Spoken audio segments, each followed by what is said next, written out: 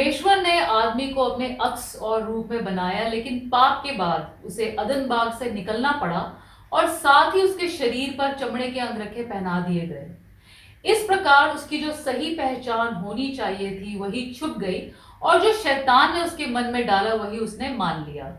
क्या प्रभु यीशु का आना किसी भी विश्वासी को उसकी सही पहचान समझने में भी किसी तरह सहायता करता है? आज हम इसी विषय पे बात करेंगे। शुरू करते हैं परमेश्वर के वचन से। परमेश्वर का वचन हमने भजन संहिता 139 उसकी 13 आयत से लिया है। यहाँ इस प्रकार लिखा है, मेरे मन का स्वामी तो तू है, तूने मुझे माता के गर्भ में रचा। मैं तेरा धन्यवाद करूंगा, इसलिए कि मैं भयानक और अद्भुत रीति से रचा गया हूँ। तेरे काम तो आश्चर्य के हैं और मैं इसे भली भांति जानता हूँ।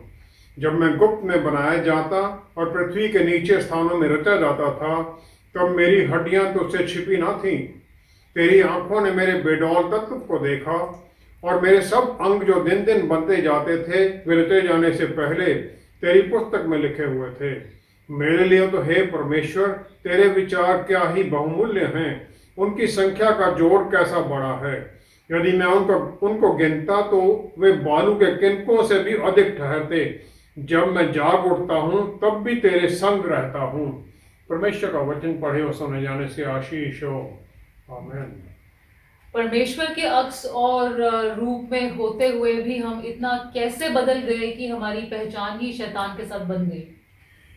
परमेश्वर ने अपने पुत्र को भेजा हमारा मुक्तिदाता बनाकर, ताकि हम पाप के और अंधेरे की ताकतों की चंगुल से निकल सकें, और जो शैतान की दास्ता में हम चले गए थे उससे हम निकले। और ये प्रभु यीशु ने सलीब पर अपनी कुर्बानी के द्वारा किया। जो उन्होंने अपना लहू बहाया उसके द्वारा हमें मुक्ति मिली बीमारियों से, शरीर की बीमारी और प्राण की बीमारी। उत्पत्ति 3 की 5वीं आयत में जो टेम्पटेशन थी वो औरत को बताया गया था, वो था कि तुम ये फल खाओ और परमेश्वर जैसे बन जाओ। लेकिन उसके साथ जो बदलाव हुआ, वो इमेज और लाइकनेस जो थी, अक्सर रूप था परमेश्वर का, वो गुम हो गया। लेकिन जो शैतान का वचन था वो भी पूरा हुआ, और उसके द्वारा एक बदलाव आने लग गया।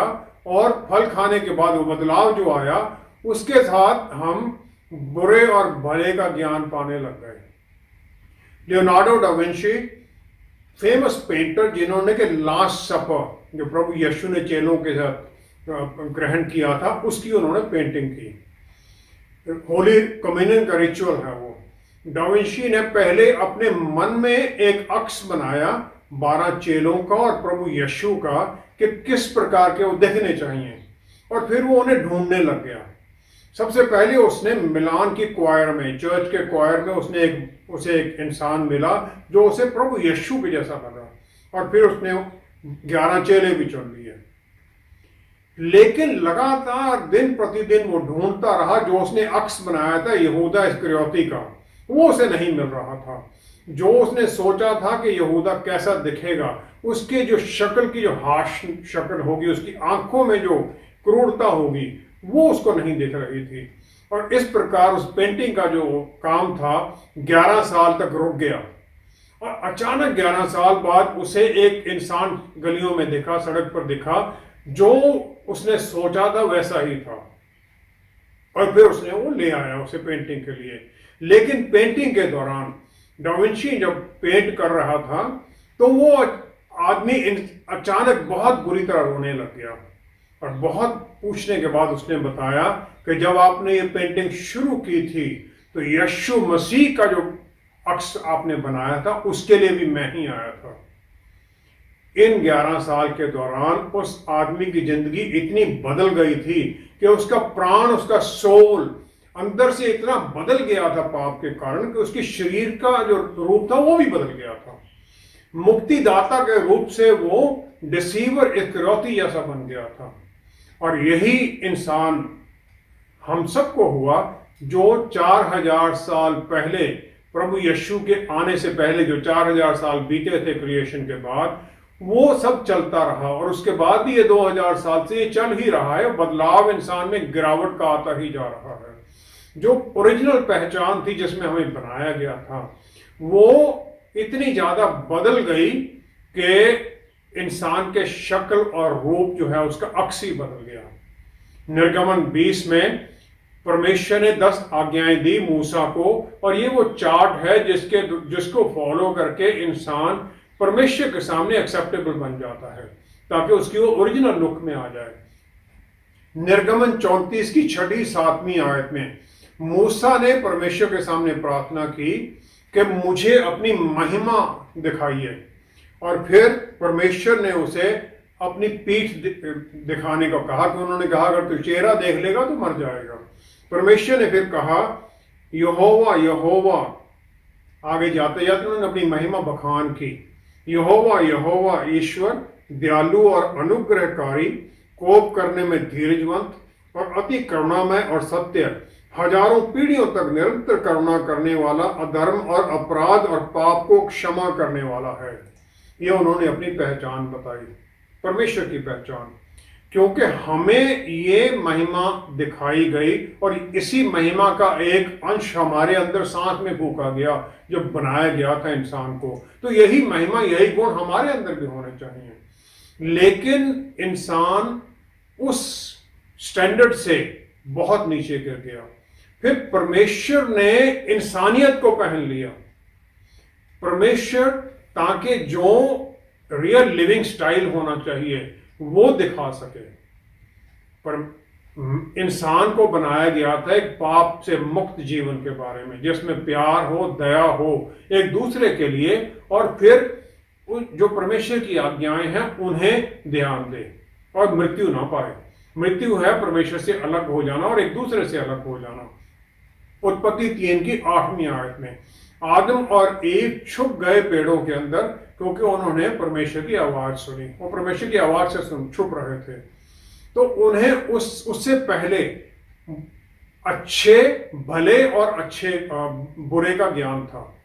लेकिन फल खाने के बाद में उन्होंने वो एक्सपीरियंस कर ली, बुराई की जो ज्ञान था उसे एक्सपीरियंस आ गया उन्हें, जिसके कारण उनके मन में परमेश्वर के लिए और एक दूसरे के लिए डर आ गया। उत्पत्ति 2 अध्याय में 20-21 आयत में आदमी ने औरत को कहा ये मेरी हड्डियों की हड्डी, मेरी मांस का मांस है, और उसने ईशा कह दिया, क्योंकि वो इंसान इश से पैदा की गई थी। दोनों एक जो हो गए थे, लेकिन जब पाप आया तो उन्होंने एक दूसरे को ब्लेम कर दिया और फिर सांप को ब्लेम करने लग गए। उत्पत्ति 3 की 20 आयत में फिर आदम ने उसका नाम बदल दिया। उसने ये पहचान की कि तुम मुझसे भिन्न हो। उसका नाम उसने हवा रख दिया कि वो भिन्न है, जीवन देने वाली है। जो उसकी हेल्प मीट बनकर आई थी, कनेक्टो बनकर आई थी आदम की, वो बदल गई, उसका अक्स बदल गया, उसका काम बदल गया। उसको एक श्राप मिला कि तुम्हारी इच्छा पति की तरफ होगी और वो तुम्हारे ऊपर अधिकार जमाएगा। उत्पत्ति 3 की 16 में ये उसे श्राप मिला था। इसके द्वारा दोनों में एक विरोध उत्पन्न हो गया और उनका जो रिश्ता था वो भी डोमिनेंस करने का रिश्ता शुरू हो गया। और जब उनके अंदर से बदलाव आया तो जो उनका बाहर का रूप था वो भी बदलने लग गया। आदमी और औरत दोनों बदलने लग गए और ये फिर बीमारी आने लग गई, शारीरिक कमजोरियां आने लग गई, और उम्र बढ़ने के साथ साथ शरीर की कमजोरी और बल भी कम होने लग गया। मूसा को नील नदी में उसकी माता जोखेबेद ने डाल दिया था ताकि वो फिरौन से बचाया जा सके, जिसने के यहूदी मेल बच्चों को मारने का हुक्म दे दिया था ताकि उनकी गिनती ना बढ़े। लेकिन उसे बचा लिया फिरौन की बेटी ने और उसे अपना पुत्र मानकर उसने पाला।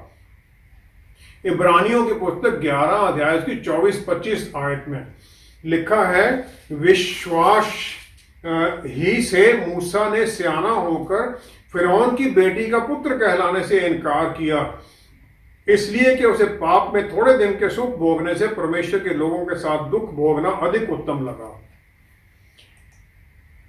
जब वो अपनी सही पहचान जान गया कि मैं यहूदी हूं, तो वो फिरौन के घर से निकल गया। जब हम अपनी सही पहचान नहीं समझते हैं तो फिर हम उसकी सही अक्स और रूप में रह भी नहीं सकते। परमेश्वर चाहते हैं उस अक्स में हम रहें।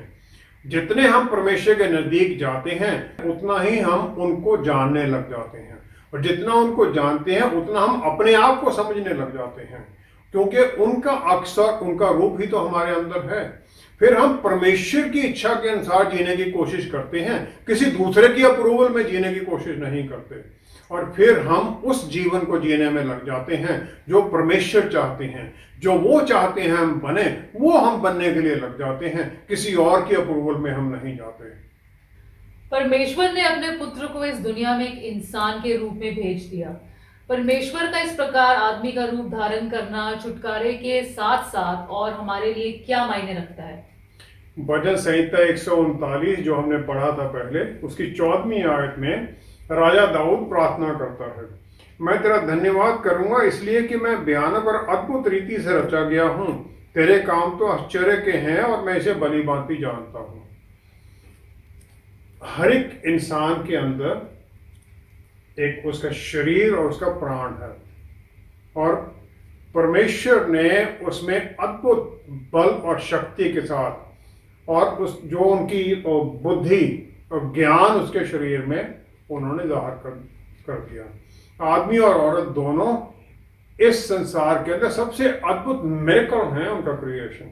उत्पत्ति 1:27 में हम परमेश्वर के अक्स इमेज बेरर्स हैं, और हमें बनाया गया था कि हम परमेश्वर को जानें, उसके प्यार को जानें, और फिर उनके प्यार में उनकी सेवा करते हुए आनंदित रहें, और वही प्यार हम दूसरों के सामने जाहिर करें।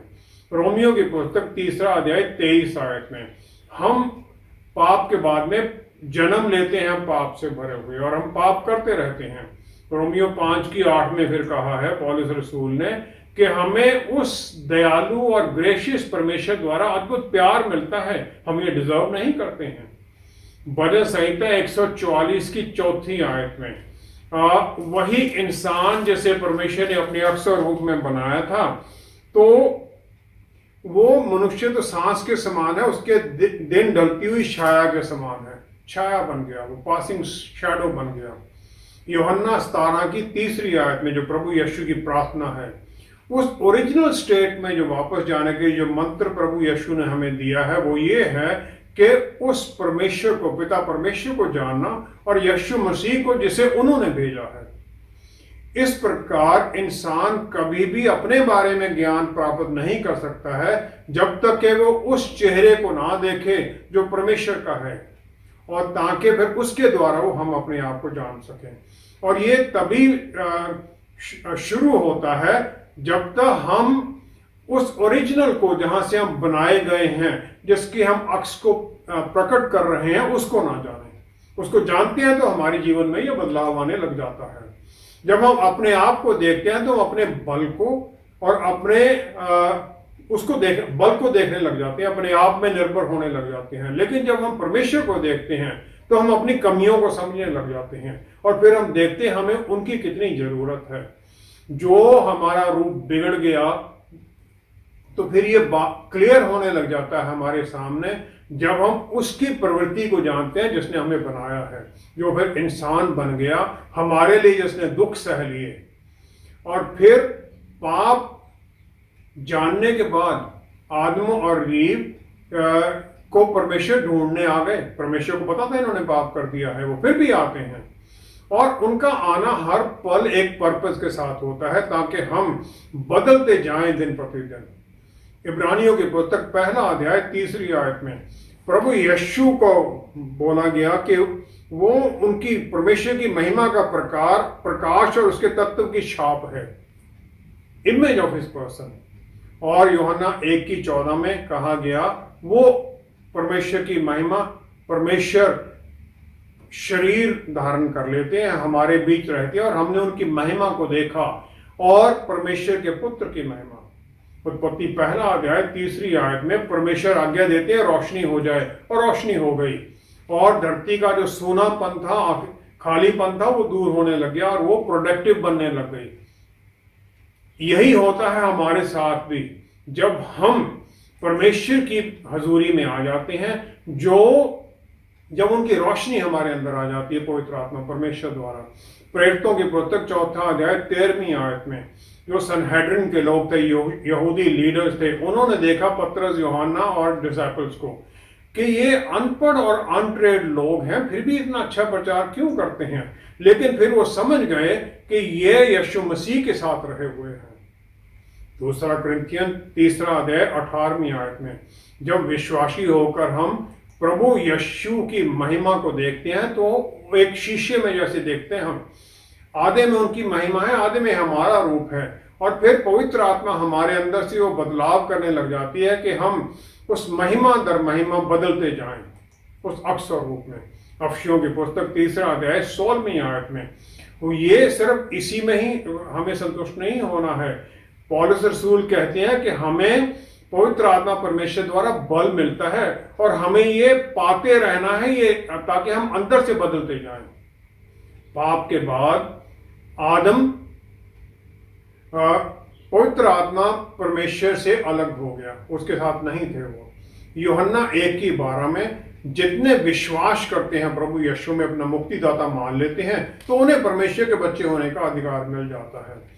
और पेंटेकोस्ट के दिन फिर हर विश्वासी को, उसके बाद में हर विश्वासी के अंदर पवित्र आत्मा परमेश्वर आ जाते हैं और हम उन्हें विश्वास द्वारा प्राप्त करते हैं, और मुक्ति विश्वास के द्वारा है। यूहन्ना 14:26 में प्रभु यीशु ने पवित्र आत्मा परमेश्वर को हमारा सहायक बताया, जो हमें हर तरह की हमारी आत्मिक युद्ध में सहायता करने के लिए है। हमें हर चीजें सिखाते हैं, शारीरिक बातें, इस संसार की बातें और आत्मा की बातें, और फिर हमें वो गाइड करते हैं ताकि, और फिर हमें वो प्रभु यीशु के वचन भी बताते हैं, रिमाइंड करते हैं, सिखाते हैं।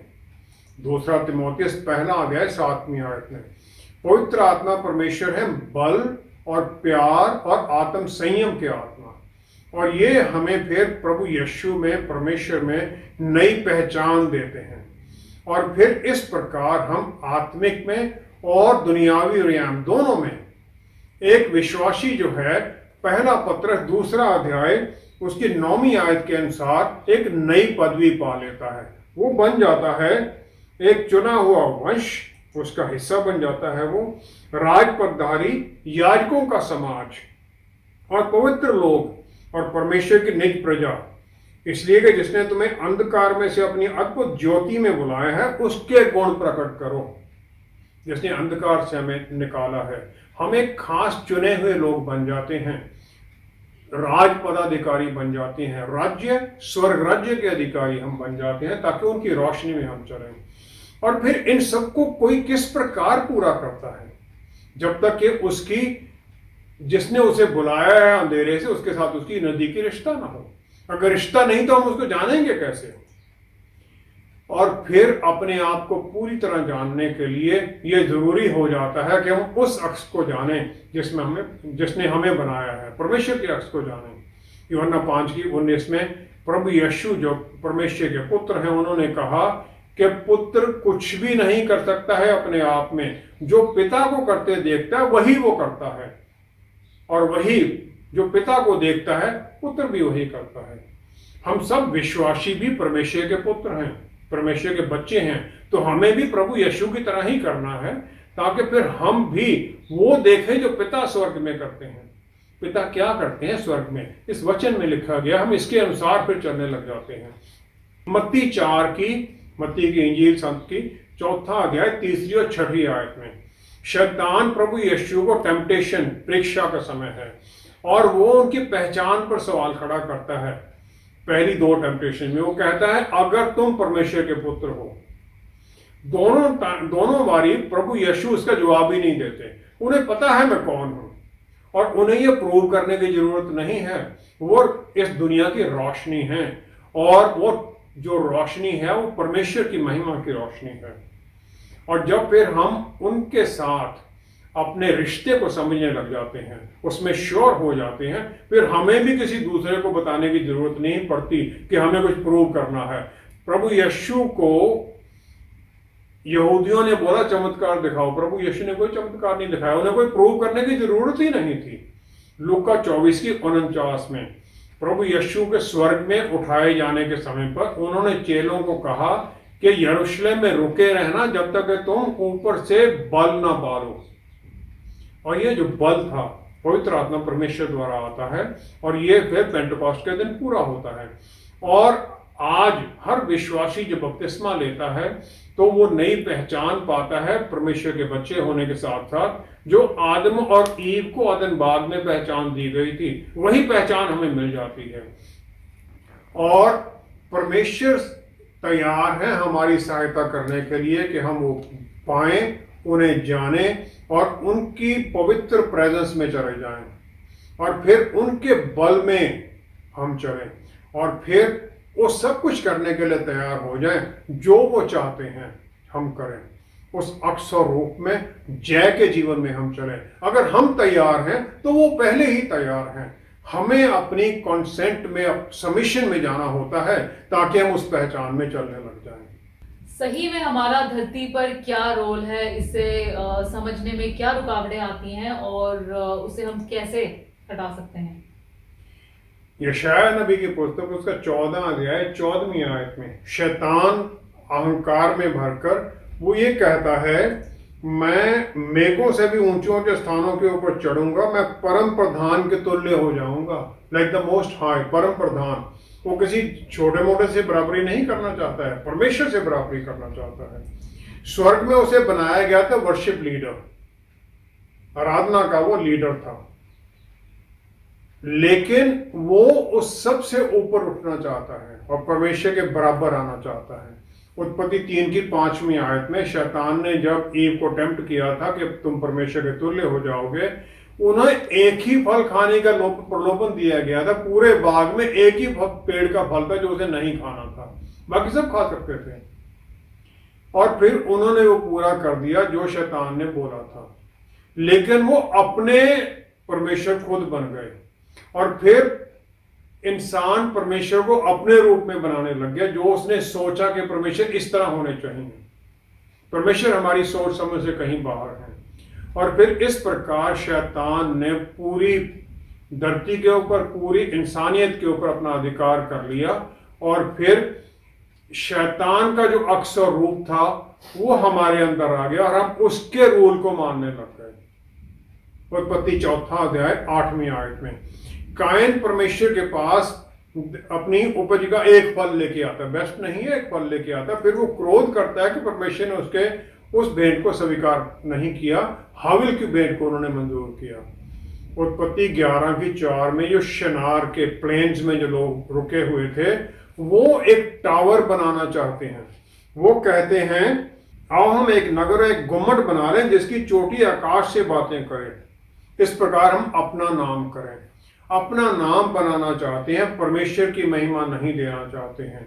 और जब हम पाप में आते हैं हम यही करने लग जाते हैं, पाप के जो आनंद लेने लगते हैं, तो फिर हम वही पाप के जो प्लेजर्स हैं वो हमारे परमेश्वर बन जाते हैं।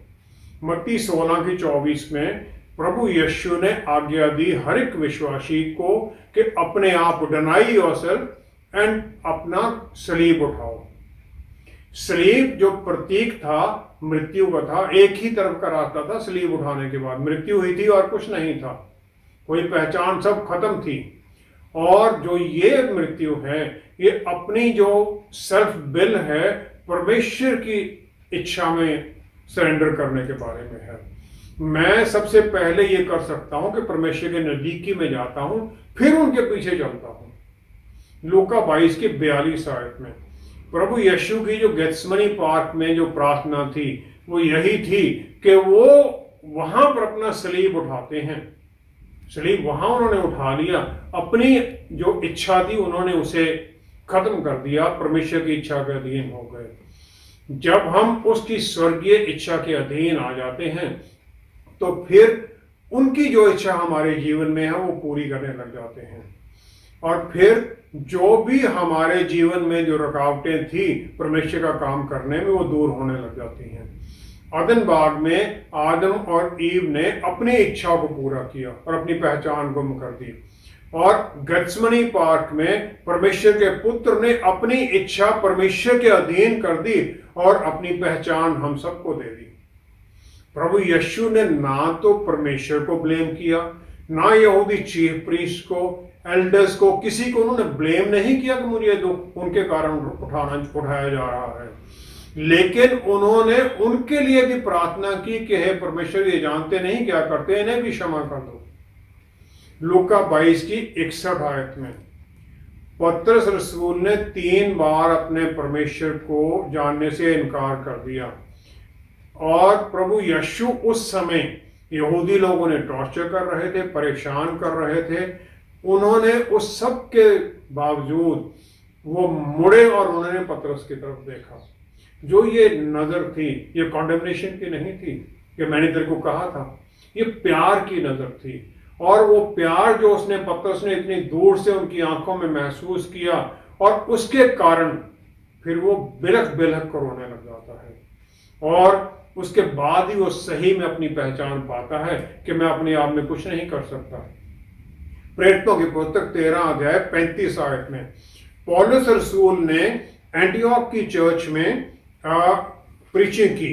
उन्होंने प्रभु यीशु का जो विश्वास है उसके बारे में कहा। उन्होंने कहा, भजन संहिता 16 की 10 में ये कहा गया था कि तू अपने पवित्र जन को सड़ने ना देगा। प्रभु यीशु को विश्वास था ये परमेश्वर के पुत्र को ये हो नहीं सकता है, मुझे वो करप्शन नहीं देखने देंगे। और फिर वो परमेश्वर को क्योंकि फर्स्ट हैंड जानते हैं, इसलिए उनमें ये उनके वचन में विश्वास भी है। हालांकि उससे पहले कोई भी मृत्यु के बाद स्वर्ग में वापस नहीं गया था, और यही शैतान अधिकार जमाए बैठा था, लेकिन उन्हें विश्वास था। यूहन्ना 20 की 6 से 8वीं आयत में पतरस और यूहन्ना जब मेरी मैगडलीन से वो खाली कब्र के बारे में सुनते हैं तो भागते हैं वहां पर। उन्होंने लिनन क्लॉथ्स को देखा वहां पर पड़े हुए, और पतरस रसूल सोच रहे हैं ये क्या हुआ है, लेकिन यूहन्ना वो कहता है जो दूसरा विश्वासी वो भी अंदर गया, उसने देखा और उसने विश्वास किया। यूहन्ना रसूल ने परमेश्वर के प्रभु यीशु के प्यार को जाना था और उसे महसूस किया था। जो उनकी बातें थी उसको उसने एकदम विश्वास किया, देखा और विश्वास हो गया। यहूदा इस्करियोती दूसरी तरफ जो उसने पाप किया उसको समझता है फिर वो कि मैंने गलत किया है, और फिर वो क्योंकि उसकी पहचान प्रभु यीशु में पूरी तरह नहीं पा सका था, वो आत्महत्या कर लेता, अपने आप को मार लेता है। जब हम परमेश्वर को जानने लग जाते हैं तो उनको जानते हुए उनमें फिर हम अपनी पहचान को देखते हैं, हमें भी कोई शक नहीं रहता है, हर शक दूर हो जाता है। फिर हम अपनी इच्छा उनके अधीन कर देते हैं, हमारी पहचान बन जाती है और उस पहचान में हम जीवन जीते हैं। आइए हम प्रार्थना करें। पिता परमेश्वर, क्या ही धन्य है आप कि हमारे बिगड़े अक्स और रूप को सही करने के लिए आपने अपने बेटे को भेज दिया, ताकि हम फिर वो देख सकें जो हमें बनना है। और फिर हमें आपने अकेला नहीं छोड़ा, प्रभु यीशु के वायदे के अनुसार हमारे भीतर आपने अपना आत्मा भेज दिए, जो कि हमें बल दे, हमें अंदर से बदलने लग जाए, ताकि हम अपनी पहचान में आपके अधीनगी में आपके प्यार का वचन दूसरों को बताने वाले बने। पिता परमेश्वर, धन्यवाद है ऐसी अद्भुत आशीषों के लिए जो हमारी समझ से बाहर हैं। हम आपका धन्यवाद करते हैं। धन्यवाद करते हुए सब कुछ प्रभु यीशु के पवित्र नाम में मांगते हैं। आमीन, आमीन। परमेश्वर की सबके लिए एक आशीष भरी प्लान है, लेकिन उनके विचार हमारे विचारों से भिन्न हैं। हमारे लिए उन्होंने क्या प्लान किया है ये उनके अपने चाल चलन के अनुसार ही होगा, और वचन में ही हम ये जान सकते हैं। अगर हम अपना भविष्य जानकर चलना चाहते हैं तो परमेश्वर के साथ एक क्लोज रिश्ते के बिना ये नहीं हो सकता। उनके निकट आकर ही फिर हमारी सही पहचान भी बनती है। Thank you for watching. See you next time. Stay blessed. Shalom.